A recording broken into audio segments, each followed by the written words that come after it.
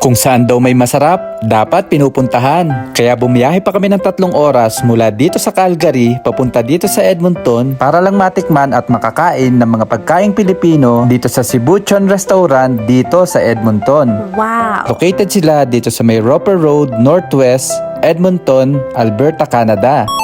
Pagpasok mo pa nga lang dito sa restaurant nila ay hindi mo aakalain na nandito ka sa ibang bansa. Isa ba namang malaking matawat ng Pilipinas ang makikita mo sa kesame ng kanilang restaurant.